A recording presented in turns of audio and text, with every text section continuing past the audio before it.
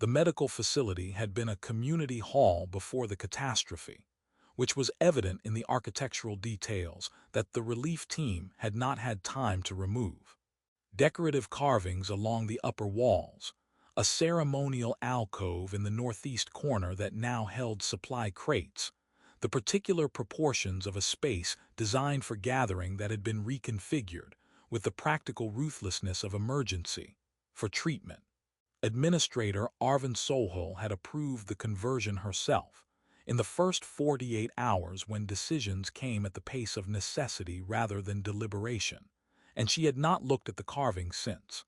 There were things you set aside in the management of disaster, and aesthetics was among the first. She looked at them now because her daughter was sitting beneath them. Miri had found the bench along the north wall on the fourth day of the relief team's operation, and she had returned to it every day since, with the quiet consistency of a child who had made a decision and was not reconsidering it. She sat correctly, upright, hands folded, the particular stillness of a child who had learned in recent weeks that stillness was a form of safety. She did not read. She did not interact with the other children who moved through the facility with their parents during visiting hours. She sat and she watched. Arvin had identified the object of her daughter's attention on the fifth day. It had taken her that long because she had been looking for obvious cause, some feature of the facility, some pattern in the foot traffic, some environmental element that might explain the orientation of a 7-year-old's gaze. She had not initially considered that the consistent variable was a person, because a person seemed too specific, too intentional, for a child who had not been intentional about much since the collapse. The human physician moved through the treatment area with the efficient economy of someone who had been doing this work long enough that the movements were automatic. He was not the team's senior physician. That was the woman who ran the morning briefings and made the decisions that required titles. He was a working doctor, practical and undecorated, who arrived early and left late and spent the hours between in the business of treating people who needed treating.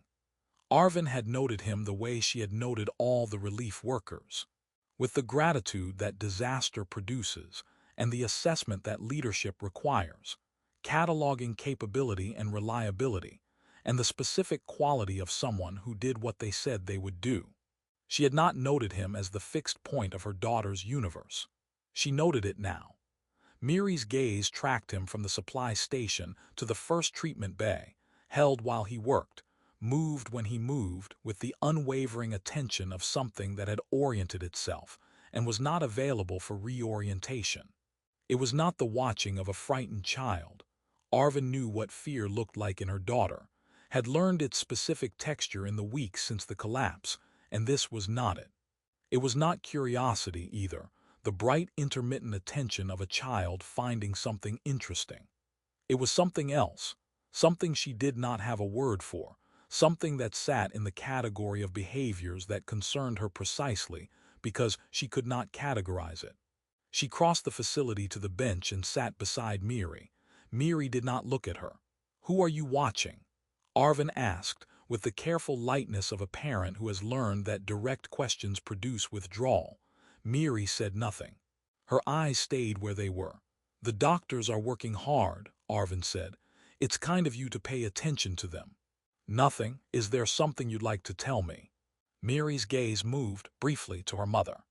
In it, Arvin saw something she recognized, the look of a child who has something very important to say and has not yet found the way to say it, or has found the way and decided, for reasons of her own, not to say it yet. Then the gaze returned to the treatment area. Arvin sat beside her daughter in the converted community hall and looked at the human physician and tried to understand what her daughter understood about him that she did not. 3 weeks produced a map. Arvin was an administrator by training and disposition, which meant she responded to the unknown by documenting it, and she had documented Miri's behavior with the thoroughness that the situation seemed to require. The physician, she had learned his name from the team roster, Cale Marsh, listed as emergency and trauma medicine, 7 years field experience, arrived each morning at the 6th hour. Miri positioned herself at the north bench by the 7th. When he moved to the secondary treatment area in the afternoon, Miri relocated to the chair near the corridor entrance that provided sightlines to both spaces. When he left the facility for his meal break, Miri's attention diffused, not distressed, but unfocused in the particular way of someone whose reference point had temporarily moved out of range. When he returned, the focus returned with him. She had tried 7 different approaches to asking her daughter about it. She had tried direct questions, received silence. She had tried indirect questions, received the same. She had tried the approach that Miri's pre-catastrophe teacher had recommended for children processing trauma, creating space for expression without demanding it, being present without requiring engagement, and received silence that was warmer but still silence. She had tried asking what she thought of the relief workers in general, received a small shrug. She had tried asking specifically if any of them had spoken to her, received a pause that might have meant something and then nothing. She had spoken to the relief team's trauma specialist, a careful woman named Dr. Ose, who had spent the conversation asking questions rather than answering them, and who had eventually said, with the qualified language of someone who had learned to be precise about uncertainty, that fixation on a specific individual following a traumatic event was not uncommon in children, could represent various things including misplaced attachment or hypervigilance, or something more specific to the child's experience of the event, and that the most useful data would probably come from understanding what Miri's experience of the collapse had actually been. Arvin knew some of it. She knew Miri had been in the eastern residential section when the structural failure occurred. She knew the rescue teams had extracted her approximately 4 hours into the operation. She knew the medical report had listed her injuries as moderate, 2 fractures, significant bruising, treatable, and that Miri had been conscious upon extraction. She knew these things the way you knew terrible things about your child. Completely, and with a kind of knowledge that lived in a different place than ordinary information. What she did not know was what 4 hours under the debris had been like for a 7-year-old. She was in the facility's administrative corner, reviewing supply projections, when Cale Marsh knocked on the partition. She looked up. He was standing with the posture of someone who had something to say and had thought carefully about how to say it, which she recognized because she had stood that way herself many times in the management of difficult information. "Administrator," he said, "I need to tell you something about the day we found survivors." He had been on the Eastern extraction team. She had not known this. The operational details of the first days had moved through her in the way that operational details moved through you when you were managing a disaster. Necessary in the moment, imperfectly retained. She had known teams, positions, outcomes. She had not mapped individual names to individual locations. He sat in the chair across from her with the forward lean of someone not making themselves comfortable because comfort wasn't the point of the conversation. "Your daughter was in the 3rd debris cluster we reached," he said. "Sector 7 of the Eastern Residential. The structural collapse had left a void about 1.5 meters across, enough space that she wasn't crushed, but the material above was unstable and her legs were pinned by a secondary fall." He said it with the clinical precision of someone who had learned to deliver this kind of information in language that was accurate without being more than the listener needed. She was conscious, alert. She knew where she was and what had happened. Arvin kept her expression where she needed it to be. "Extraction took 40 minutes, he said. "The leg situation required careful work. Rushing it risked causing injury that would compound what was already there. So we went slowly. And she was awake for all of it." He paused. 40 minutes is a long time," he said. "For a child to be in that situation. I talked to her. The whole time. Not about what I was doing, not the technical parts, just talking. About anything. Whatever would keep her connected, keep her knowing someone was there, keep her from—" He stopped. "There's a particular kind of fear that can set in those situations when a child believes they're alone. I've seen it. I didn't want her to go there. He looked at his hands for a moment. I told her I wouldn't leave her alone, he said. I told her I'd stay until she was safe. I told her. He looked up. I made promises. The kind you make in that situation because they're true, and because a child in a debris field needs to hear things that are true. He met her eyes with the directness of someone who had earned the directness. I kept them. I stayed until she was in the medical transport. And then I went back to the extraction work because there were other sectors. He was quiet for a moment. I don't think she knew I was still at the facility, he said. Not at first. I think when she saw me here, I don't know what it meant to her. I don't know exactly what she's been doing or why. But I've noticed her watching. And I thought you should know the context because it didn't occur to me until this week that she might be. He paused, finding the word. Checking.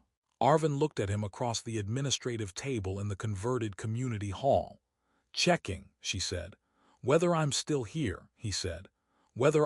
He stopped again, and she could see him being careful with something. Whether promises hold. The supply projections were still on the display in front of her. She did not look at them.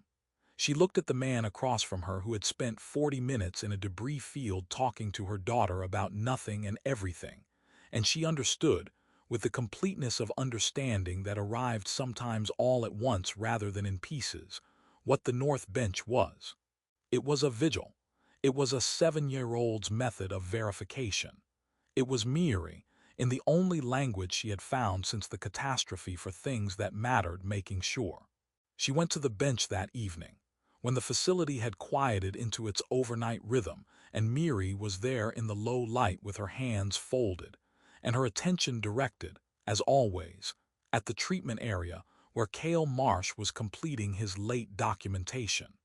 Arvin sat beside her daughter and did not ask any questions.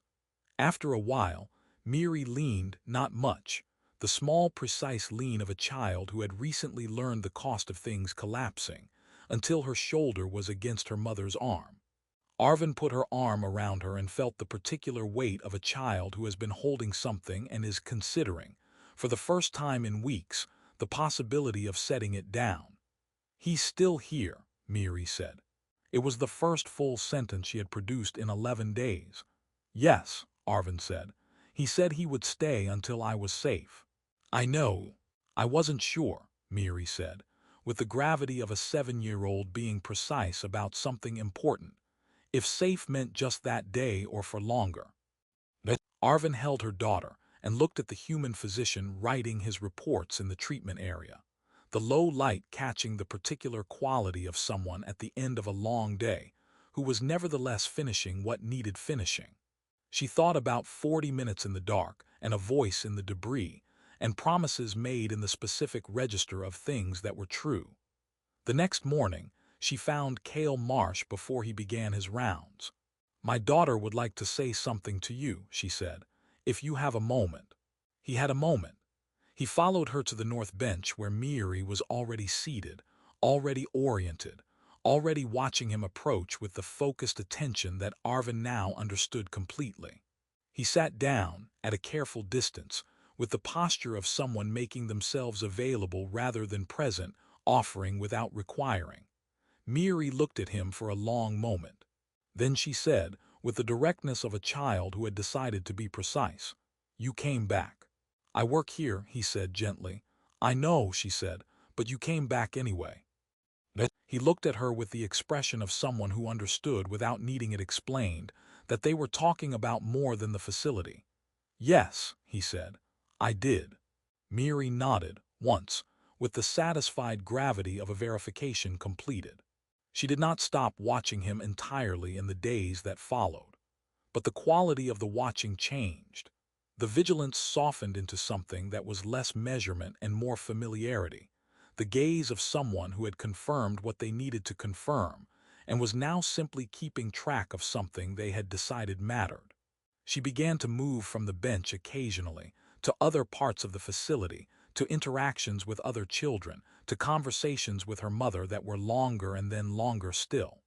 She always knew where he was, but she had stopped needing to.